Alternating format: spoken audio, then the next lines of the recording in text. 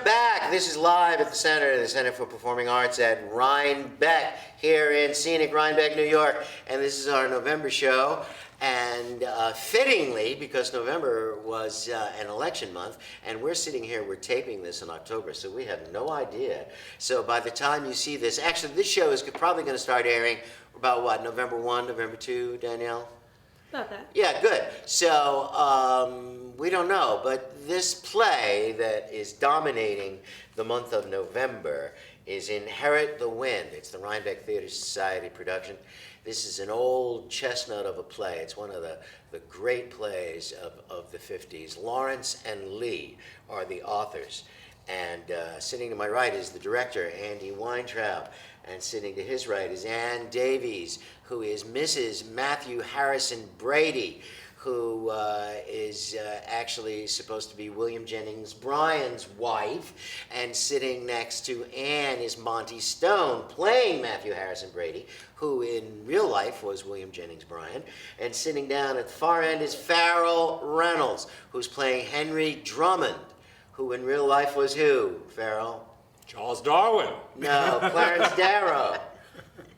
Right? Close. Charles Darwin, I think, was long deceased. The initials were correct. Yeah, long Exactly deceased. right. Actually, this Clarence play, Darrow. you mentioned Charles Darwin, so this is sort of about Charles Darwin. For those of you who don't know, Inherit the Wind is a fictional account of the famous Scopes monkey trial, which took place in 1922? 1925. Andy Weintraub, who's the director. So why did you want to do Inherit the Wind in 2016? No particular symbolic reason. It's just that it's a play that I've always loved. I've done it twice before, and each time changed it, added stuff, did different things. So I mean, different people win? Different people. That'd be interesting. Actually, the first two times we had the same person play Drummond, but all the other characters were different. And it's just a play that I There's Terry Carlisle. Terry Carlisle, that's Right. correct. Yeah. But it's just a play that I think is almost perfectly written, Yep. perfectly conceived. It's not an attempt to reproduce the Scopes trial. Right. And it's not about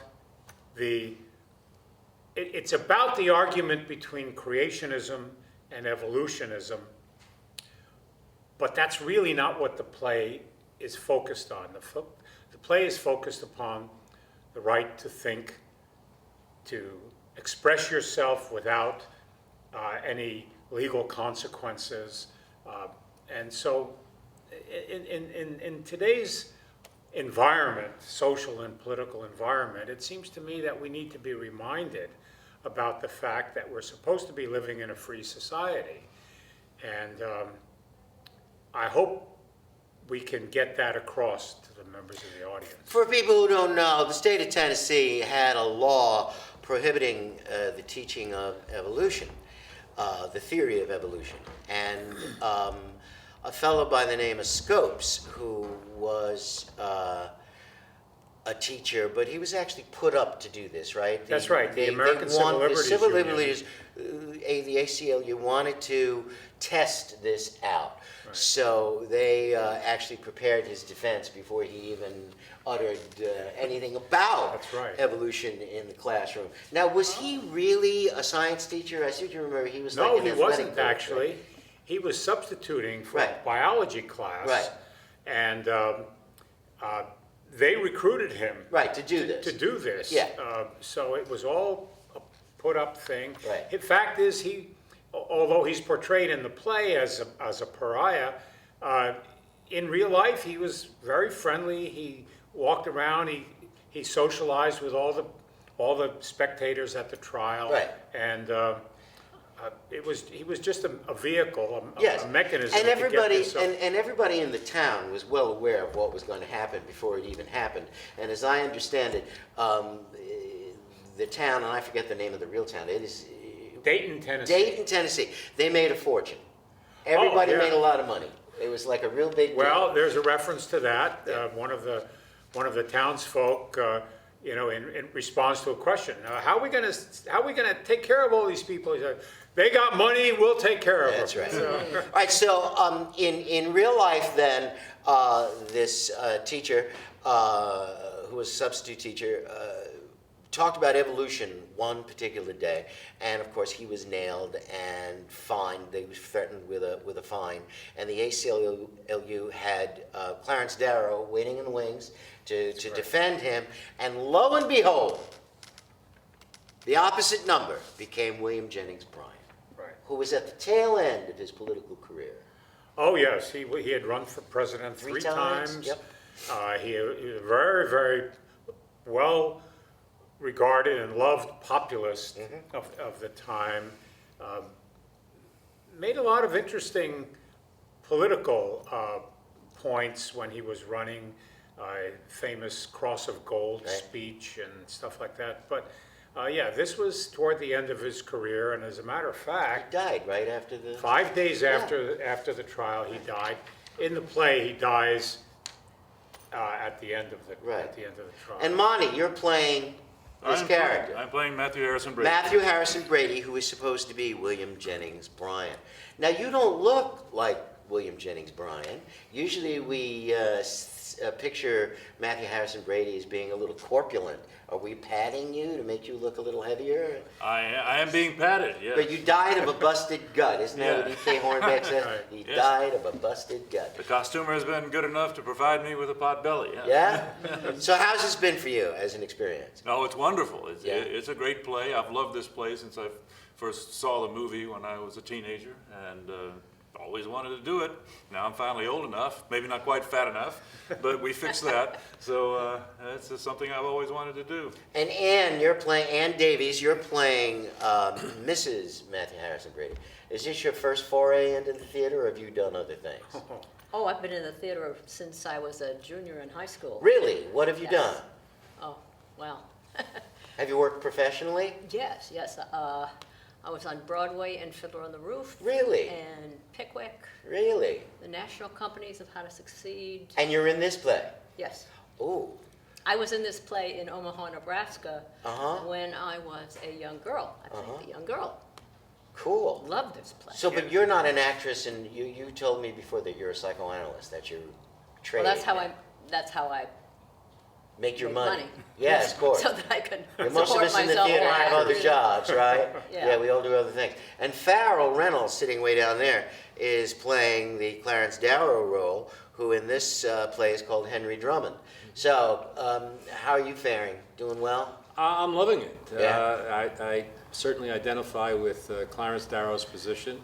And having spent a career in the business side of the broadcast business, I am particularly drawn to the fact that this happening in 1925 is one of the very, very early instances of broadcasting where what went on at this trial was broadcast nationally. And we take a look at where we are today, some 90 years later. We're still in that milieu where what's going on, or just about everything that's going on, is broadcast and becomes, if not the truth, it certainly becomes news. And so what we have here is an example 90 years ago or so, 85 years ago or so, of something happening where a much broader audience was affected and informed and responded to what was going on in this little town. Well, the of nation Tennessee. took sides on this. Oh, I mean, absolutely. This was a real pastime. It was like bigger than the O.J. trial, or it was the 1925 version Yep. of the O.J. trial. Yep. All right, so this play, Inherit the Wind, Lawrence. What's Lawrence? Robert E. Lee. What's Lawrence's first name? Does anybody know? Sitting Yeah, on the sure, script. I've got it here. Jerome. Jerome. Well, it is Jerome Lawrence. Lee. I was wondering if it was the same Jerome Lawrence from West Side Story. Didn't he write the He whole wrote the name, book. too? For West Side Story, didn't he? I don't remember his. Sondheim wrote the lyrics. I think Sondheim Lawrence wrote the lyrics. Lawrence wrote the book And Bernstein wrote, and wrote the music. Yeah. Yeah. So this opens on November the 11th and it runs through the 20th. It's 2 weekends only, right? 2 weekends. Friday, Saturday, 8 p.m. Sunday, 3 p.m. Tickets are what, Andy? 25, 23, or what are we charging for this? I don't have it on the Remember, poster. 23 and 25. yeah. $23 and $25. You call our box office. That would be Tuesday through Friday between the hours of noon and 5, Saturday 1 to 5. That number is 845-876-3080. And of course, always online, 24 hours a day. You wake up in the middle of the night and you say, I have got to get tickets to watch a play about the struggle between creationism and evolution. www.centerforperformingarts.org. You can do that 24 hours a day. And may I just interject Sure. one thing?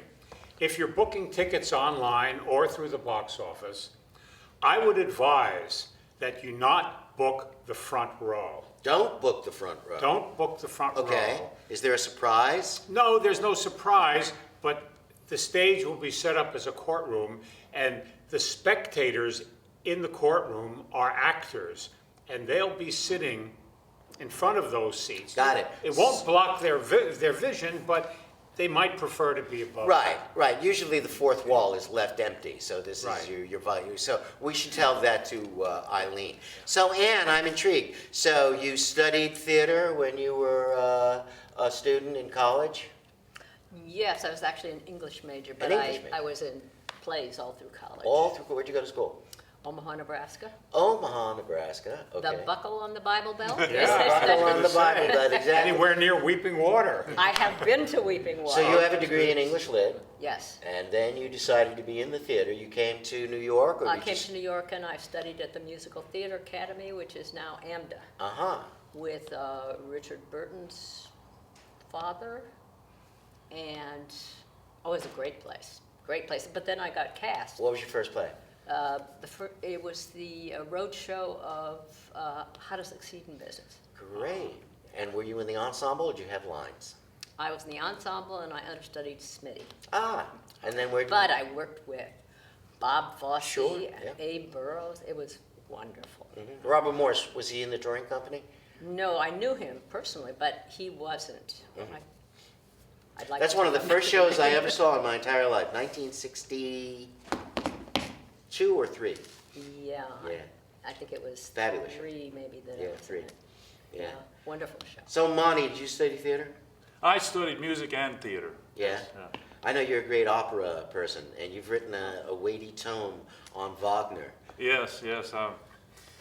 Don't get me started on Wagner. Well, why We'll be not? here What's all wrong day. with Wagner?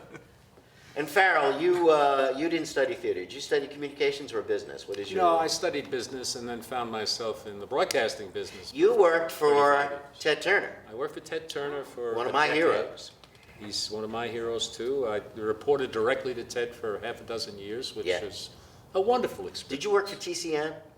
Or was it TCM when you were with him? Turner Classic Movies? No, that evolved. It was started out with WTBS, Right. and then CNN obviously, then Right. Turner Network Television, Right. then the Kids Network, and then And all those TCM networks again. are still there. Oh, absolutely. Yeah. They're owned by Time Warner now, but Right. soon maybe AT&T. But Right. oh, absolutely, they're all still there and they're all flourishing.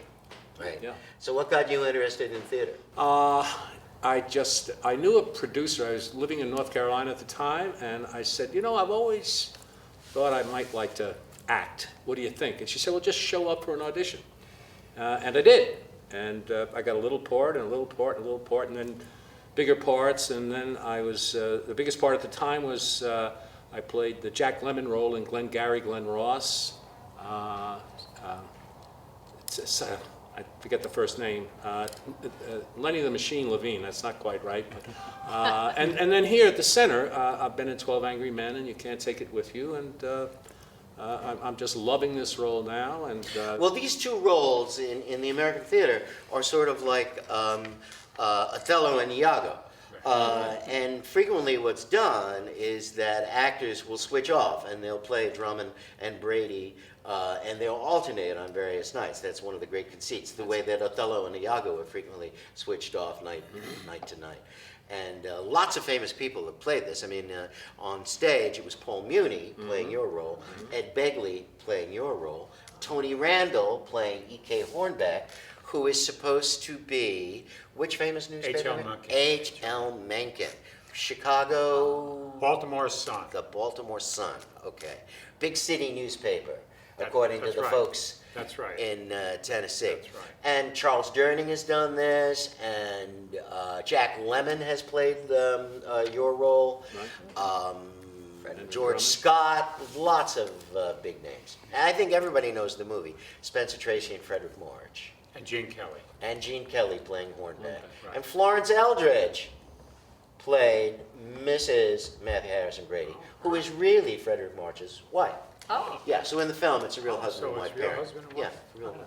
So, any challenges doing it this year? This is your third time. This is the third time. So what's different this time?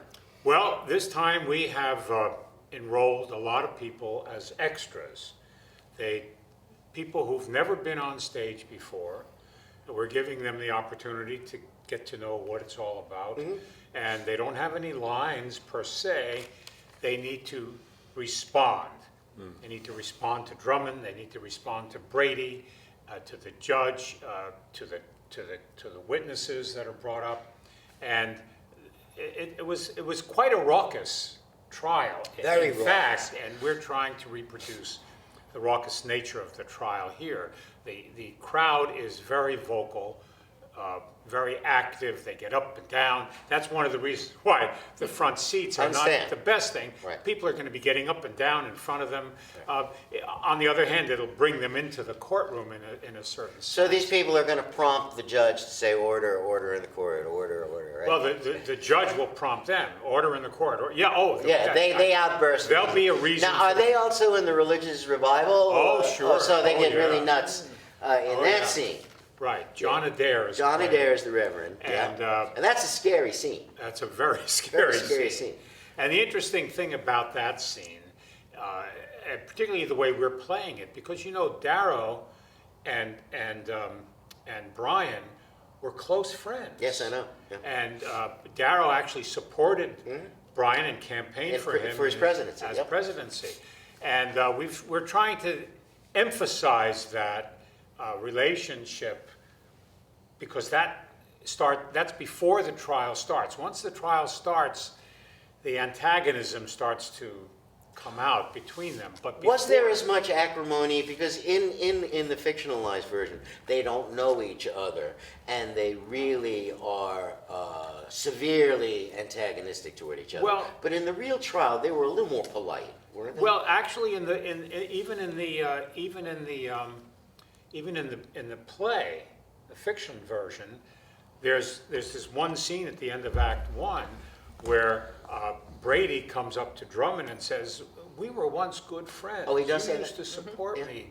Yeah. So we're playing on that, and we're also introducing another scene which involves Mrs. Brady and Drummond because they are old friends, and they get together before the revival meeting. Is that in the script? No. You made it's it in the up. movie. Yeah. No, it was Yeah. in the movie. Uh-huh. Probably Borrowed it. written for. Who wrote the screenplay? Do we know? I don't know. I don't know. Anyway, so we're trying to bring that human connection into the play, and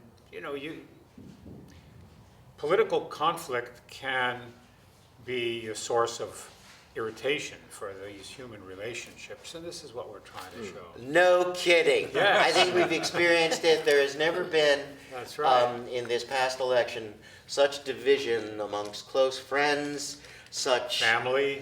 family, real bitterness, Yeah. and it's a total shame, and it's a perversion of what it is we're supposed to be. Right. It's very upsetting. Yeah. Actually, it's very Yeah. upsetting. This whole issue of creationism and evolution. Here we are in the year 2016, and there are various states in the Union which have actually gotten through their state legislatures that their textbooks do include creationism. Right. Interesting. Well, And you're a scientist, soft science, but economist. economist. Yeah. So how does that sit with you? Because wouldn't that go against your scientific training? Well, like any scientific quote law, you can always ask the question, who created the law? Right? The evolutionists will say these were random happenings that occur over a long, long period of time. And that's in a sense justified by the data. On the other hand, the creationists will say, well, who's to say that it wasn't some God or superpower that put this all together and made it and made the evolution take place, made these changes from time to time. They weren't random. All you can do really in a case like that is throw up your hands and say, this is what I believe. What do you say to the creationists, though, who say that the world was actually created in a day in October in the year 4000 BC? Well, I'll let Farrell answer the Well, question. that's your opinion. Yeah. It's not opinion. That's an opinion. But didn't Bishop Usher, who's an American bishop, didn't Yes, he exactly, actually, exactly. following the ancestors of the Bible, said Right. it happened in October That's right. And he in gave what? 4000 BC? He gave a specific time A and d- date. time and date, yeah. That's October Bishop 23rd. Usher's opinion. October 9 20. We a.m. just had it last Was it Sunday. 8 o'clock in the morning? 9 o'clock. 9 a.m. Was that Eastern Standard Time or daylight That's savings time? right. Is that That's the line in question. play? Right. Yeah, That's because right. it couldn't have been, because the sun wasn't created until. Well, that's the point in the play. That's the point in the play where Drummond turns the audience around. Not the spectators. Some of the spectators start to question yeah. Brady at that point. You know, he's making sense. He's asking reasonable questions. And the thing about Drummond in the play is he's not out to choose one or the other. He says they are reconcilable. Whereas Brady is supporting the position that they aren't reconcilable. There's only one revealed word. Right, And so, right. There's a point too in the play where Brady says, where Drummond turns to Brady and says, "Oh, God speaks to you," and in my interpretation, that also hits the audience. They just think, gee, you know, it's like, if I'm honest, you know, God doesn't speak to me, but gee, He speaks to him, and it's a further tear in the fabric that just allows actually the audience to turn and to look. And there's a line in the play of how quickly they can turn and how painful it can be if it's a surprise, Yeah. which is exactly what Yeah. happens. They I turn. think the extremity of opinion is really the germ of this play. Yes. Not allowing for anybody else's point of view. And you know what you said before, I mean, the Pope has said that he's perfectly willing to accept evolution as a fact, and he will say that the deity simply allowed it to occur as it did. And the Pope is willing to say that the Earth is indeed several billions of years old, and that there was natural selection, but there is somebody guiding it. well, it's deist theory, which is Yeah. how our nation was founded. The deists believe that there is a power who is not swayed by prayer and who does not intervene in the affairs of men. But the deity is there. You know, it's very interesting. Deist theory is very interesting. All those guys were. I mean, they were very mechanistic, they were very progressive, they were very enlightened. But they did accept perhaps a higher power.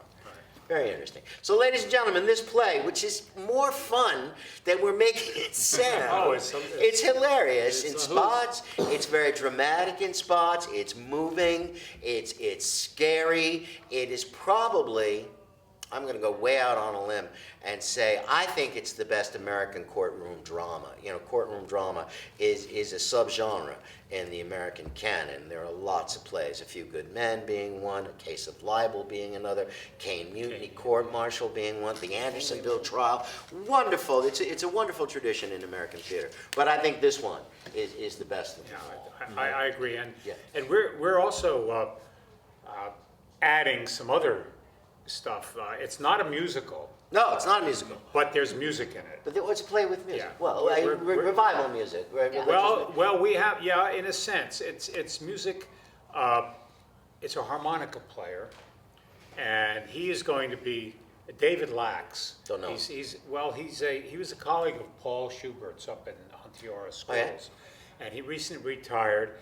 Wonderful harmonica player.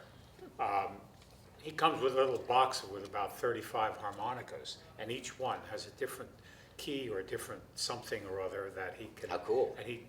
And he'll be on stage. He's a character in the play, and he'll be covering all of the scene changes. So he's your underscore. Exactly.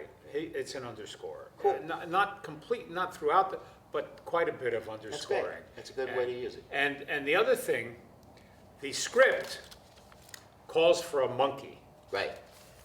and there aren't any monkeys that came to audition for this. No, there are no monkeys. There are monkeys on the flyer. That's right. There are monkeys on the flyer. So we are using a monkey puppet, Cool. and Is it the one town. of yours?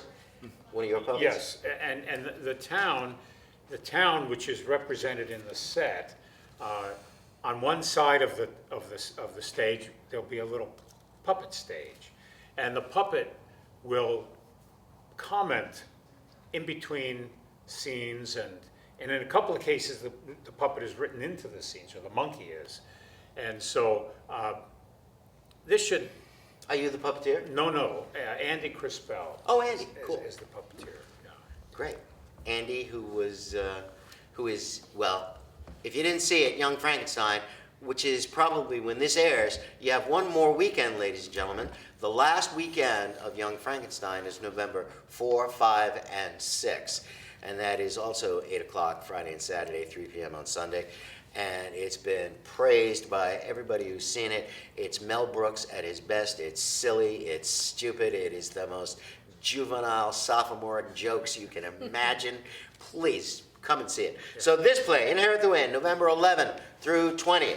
And that's Friday and Saturday at 8 p.m., Sunday at 3 p.m. You call us, 845-876-3080, Tuesday through Friday, noon to 5, Saturday, 1 to 5, always online, 24 hours a day, Center for Performing Arts.org, Inherit the Wind. And any closing remarks, anything you want to make sure they know? Just come and see it. Don't book the front row. Don't book the front row. It's going to be an interesting theatrical experience. It's not what you normally expect to see. So you want to accommodate that. And in our theater, if you've been in our theater, sitting in the second row is very pleasant. You're one step up. There's not a bad seat in this house anyway, so I wouldn't worry too much about it, but we have to tell Eileen not to sell these seats. How's that going to interfere with our wheelchair people on Sundays? Well, You can accommodate that? we'll accommodate. All right, cool. That's not a- So, all right, November 11th through 20, Inherit the Wind. And thank you so much to Andy and Ann and Monty and Farrell, and we'll see you next month. Bye. There's no business like show business, like no business I know. Everything about it is appealing, everything the traffic will allow. Nowhere could you get that happy feeling when you are